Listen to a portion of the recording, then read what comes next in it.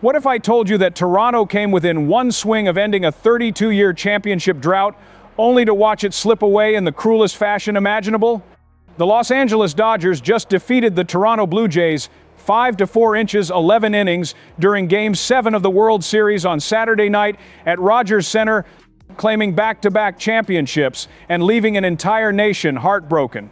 This wasn't just a loss, it was a collapse that will haunt Blue Jays fans for decades.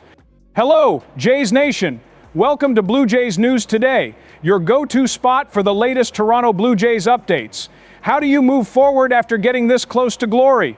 Make sure you hit that subscribe button and turn on notifications, because we're breaking down everything that went wrong and what went right in this historic Game 7. Let's start with the facts.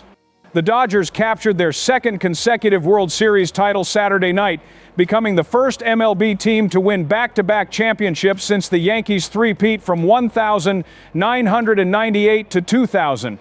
Will Smith delivered the crushing blow, a solo home run at the top of the 11th inning that silenced over 49,000 fans at Rogers Center. The Blue Jays, who hadn't won a championship since Joe Carter's legendary walk-off in 1993, came agonizingly close to reclaiming baseball's ultimate prize. This series went the full distance, 7 games of absolute warfare between two evenly matched powerhouses.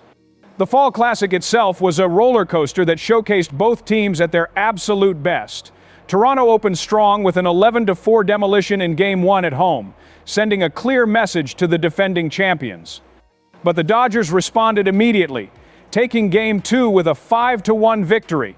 Then came Game 3, an 18-inning marathon that the Dodgers eventually won 6-5, one of the longest World Series games in history. The Blue Jays showed incredible resilience, bouncing back to win Game 4 6-2 and Game 5 6-1 in Los Angeles, putting them one win away from the championship. The Dodgers forced Game 7 with a 3-1 victory in Game 6, setting up Saturday's epic conclusion. So what does this mean for Toronto? This hurts. There's no sugarcoating it. The Blue Jays had home field advantage in Game 7, had the momentum after forcing the Dodgers to the brink, and had an entire country behind them. To lose in extra innings, in your own building, with a championship within reach, that's the kind of defeat that defines a franchise's narrative for years. This was Toronto's best chance to end the drought, and they came up just short. The front office now faces critical decisions about roster construction, contract extensions, and whether this core can get back to this stage again. How does this compare to other heartbreaking Blue Jays moments? The 2015 and 2016 ALCS losses stung, but those teams weren't expected to win at all. The 1,985 ALCS collapse against Kansas City was devastating for a different generation, but this might be worse. The Blue Jays were right there, tied 4-4 heading into extra innings of Game 7, with history calling their name. They had multiple opportunities to close it out earlier in the series. They couldn't deliver the knockout punch, and the Dodgers, led by superstars like Shohei Ohtani, Freddie Freeman, and Mookie Betts, made them pay. Freeman's walk-off homer in that 18th inning, Game 3, was the turning point that shifted momentum permanently. Looking ahead, what's next for this Blue Jays squad? The immediate future involves processing this loss and determining which players stay and which go. Do they run it back with the same core, believing this experience will make them stronger? Or do they shake things up, acknowledging that this window might be closing? The AL East remains brutally competitive, with the Yankees, Orioles, and Rays all building contenders. Getting back to the World Series won't be easy.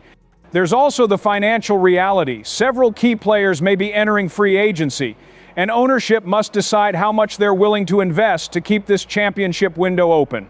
The Dodgers, meanwhile, enter rare territory. Back-to-back championships are incredibly difficult in modern baseball, where parity and playoff unpredictability reign supreme. Only the late 90s Yankees dynasty has achieved multiple consecutive titles in the past quarter century. Los Angeles now has the talent, resources, and championship DNA to pursue a three-peat in 2026. Ohtani delivered in the clutch throughout this series. Freeman proved why he's one of the game's most dangerous postseason hitters, and Betts continues to solidify his Hall of Fame resume. The Dodgers aren't going anywhere. From a media perspective, this World Series averaged 12.5 million viewers through the first 5 games on Fox, peaking at 16 million during the final moments of Game 5. While those numbers didn't quite match last year's Dodgers-Yankees matchup, which averaged 15.8 million through 5 games, they still represent the second highest viewership since 2018. The Game 7 draw brought major Hollywood marketing campaigns, with Universal, Disney, and Netflix all running high-profile spots during breaks. Baseball proved once again that when the stakes are highest, America still tunes in. Here's the bottom line. The Toronto Blue Jays gave everything they had and came up one swing short of immortality. This loss will sting for years, but it also proves this franchise belongs among baseball's elite. The question now is whether they can learn from this heartbreak and come back stronger, or whether this represents the peak of this era. So, Jays Nation, how do you process this? Was this the Blue Jays' best chance, or will they be back? Drop your thoughts in the comments below. Smash that like button and subscribe to Blue Jays News Today for all the latest analysis as we navigate this painful offseason together. Hit that notification bell, you won't want to miss what comes next.